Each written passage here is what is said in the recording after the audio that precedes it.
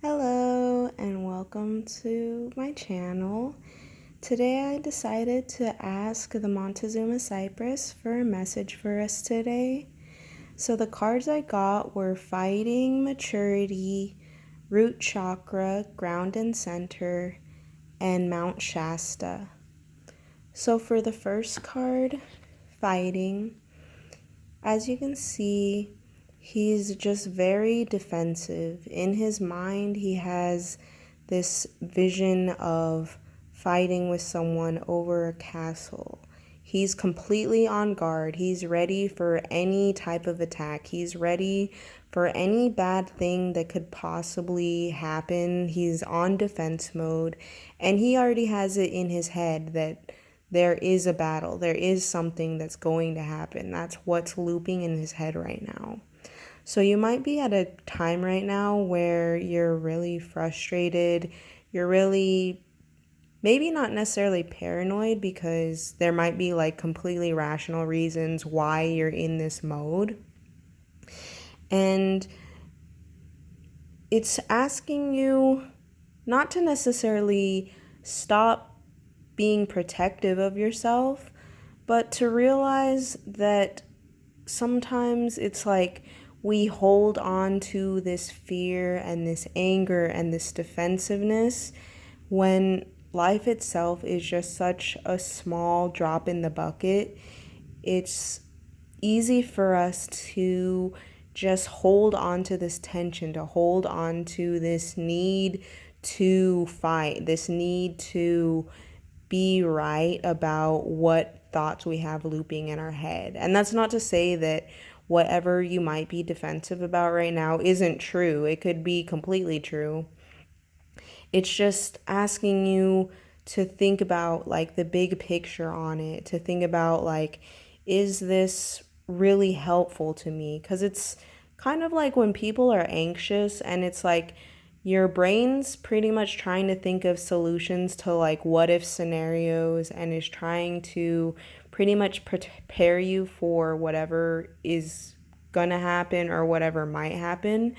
But if you're doing that too much, you're pretty much putting yourself into this stressful fight or flight mode when the thing that you're mentally preparing for hasn't even happened, and it might not even happen, or it might not even be in this kind of fighting, stressful, like chaotic way that you're envisioning.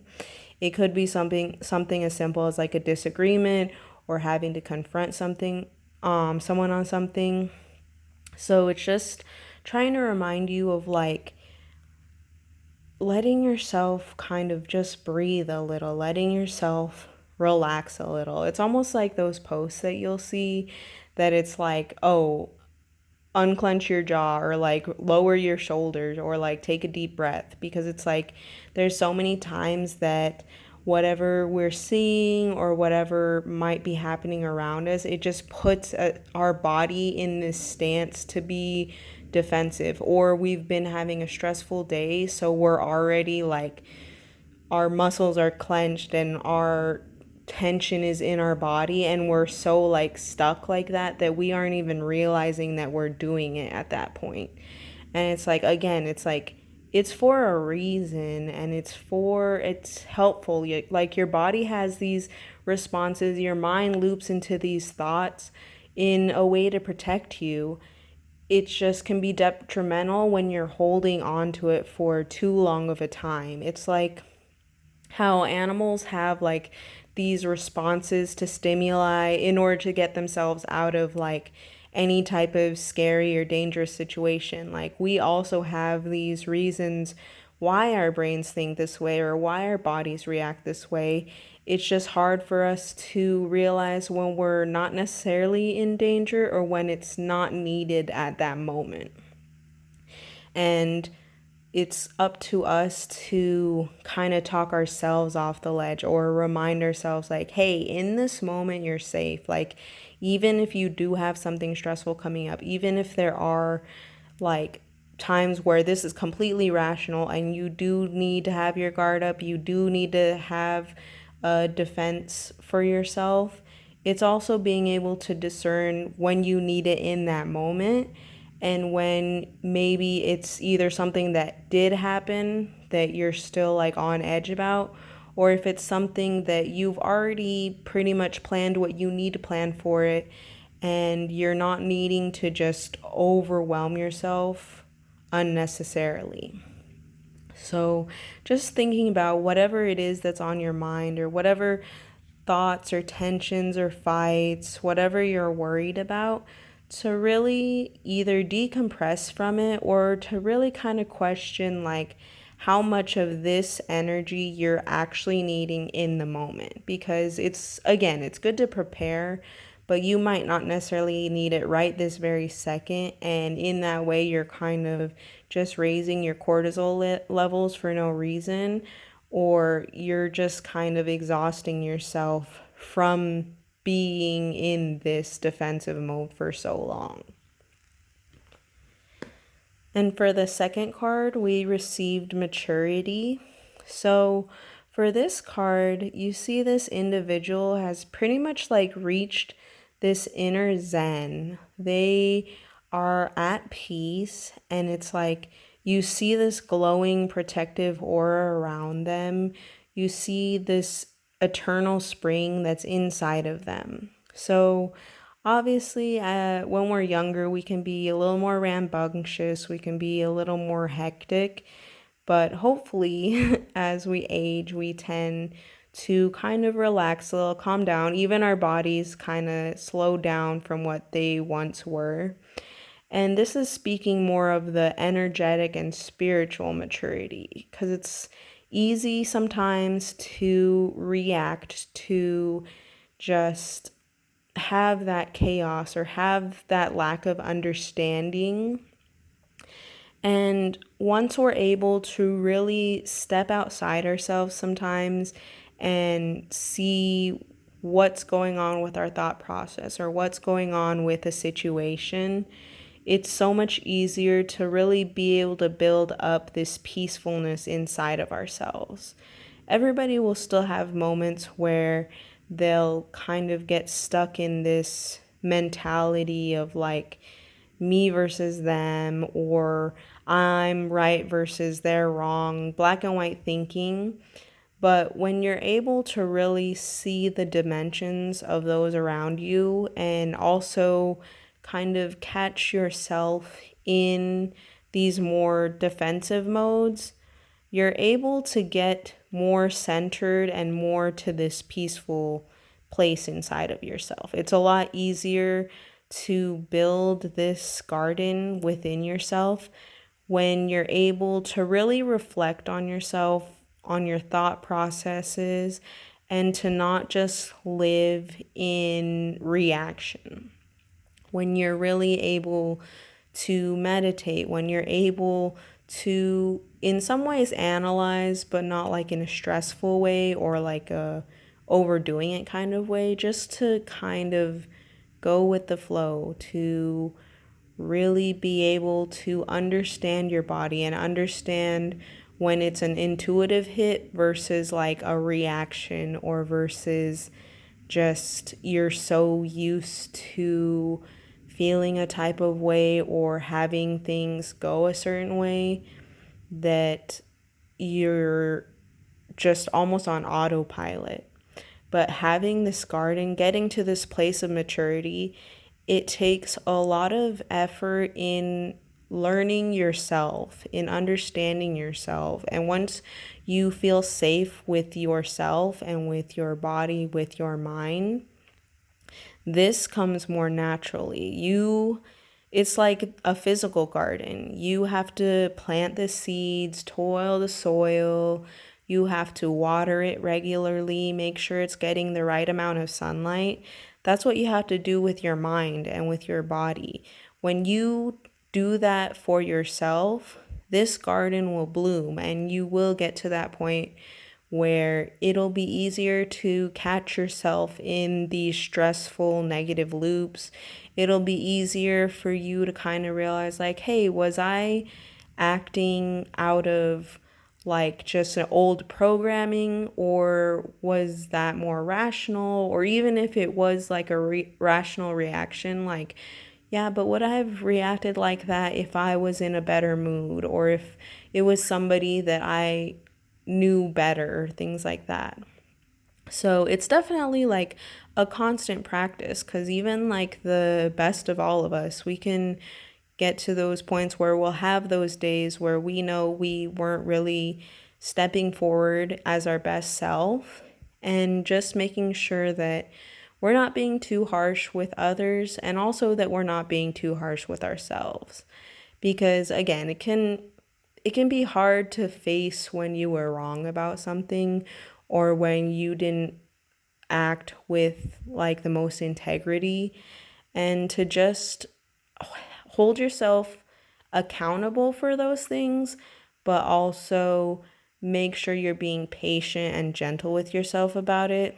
Because I think sometimes that's why people don't want to do healing, and that's why people don't want to look at the big picture of things or like of a situation, because it can be hard to either admit when you are wrong or admit when maybe you didn't have the whole story, or when it was like, okay, like I was right about this, but also maybe I overreacted.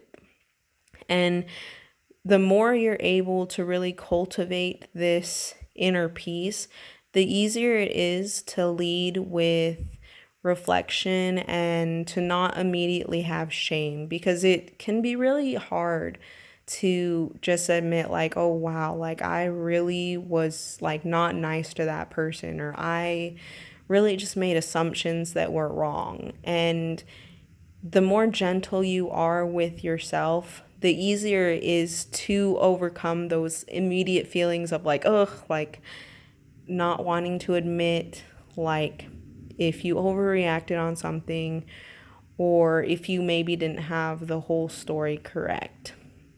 And it also helps too, because even when you do meet people that maybe don't have the best intentions, it helps you if you have this inner peace, you're not going to feed into the reaction that they want you to have. So just keeping this constant practice will help build that garden, will help build that maturity and that spiritual calm that you can carry with you at all times.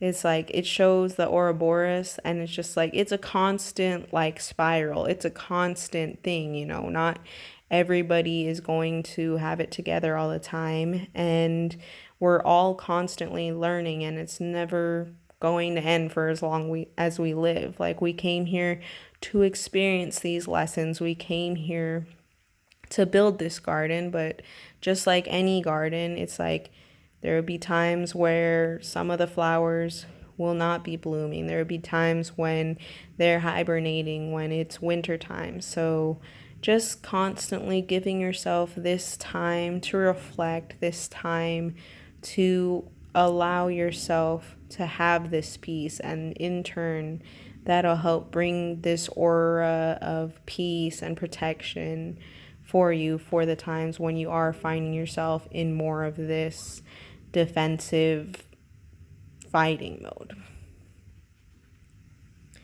And for the third card, we received root chakra, ground, and center. So the root chakra really helps with like safety and your foundation, and making sure this is probably one of the most important chakras to work with. Some people will mention that it's like when you're working with chakras, it's really good to start from the base up. Like it's so many people want to like, oh, I want to open my third eye. I want to be activated. I want to see the beyond the 3D. And it's like, yeah, that's fun, and well, it can be fun depending. But that's like the exciting like esoteric stuff. It's like everybody wants to be the magician, but not everybody wants to do the weeding or do the tilling of the soil. And it's like the root chakra is just so important to focus on. Like you're never going to go wrong if you work more on your root chakra. Especially it's like most people have dealt with trauma or abuse of some sort, and those types of events completely unground us. They completely mess with your root chakra. A lot of people that are not stable, that have this fear and trauma that they haven't processed, it's affecting their root chakra. It's your baseline. If you have a house and the foundation is messed up, like, it doesn't matter how much money and time you put into the whole of the house, it doesn't matter the materials you used. If that foundation is messed up or it's on ground that's not stable, the whole house is going to collapse. It's not going to be sustainable. So it's just really important for all of us to make sure we are getting grounded and we are learning how to be safe in our bodies and therefore in our surroundings. It's like the more you're able to stabilize that, even like with life being as crazy as it can get, you work on that root chakra and you're able to see the patterns, you're able to see the signs, and it'll help keep you safe so that when there's situations or people around that are not for your highest good, you're going to be able to discern that better, and you're going to have better boundaries to separate yourself from people like that or situations like that. And it will in turn help your other chakras and your intuition so that you can just keep yourself safe as a whole and be more stable in your being. And for the last card, we received Mount Shasta. So I know for me, I've been getting synchronicities of the ley lines. So if that at all speaks to you, I would definitely look more into those. They're just really interesting. And Mount Shasta is a very like mystical place. If you learn about things like the Lemurians, this is one of the places that they were supposed to be like living in, like they had went underground in the mountains. And then as you see, she has like the light language that she mentions in this card that these are like activating symbols, and they're like throughout the cards. So this also talks like, if let's say maybe you aren't as much into those types of esoteric knowledge, this can even just be talking about like ancestral connection. Like, this is a good time for you to look at those other roots. Like, you think like with our ancestors, those are also our roots. Like, that is our lineage. So getting more connected with your ancestors and healing those types of wounds that they may have had, because depending how well you know your family, oftentimes we are either passed down old wounds, or even sometimes we might even find ourselves like mirroring some of the experiences of like our parents or grandparents.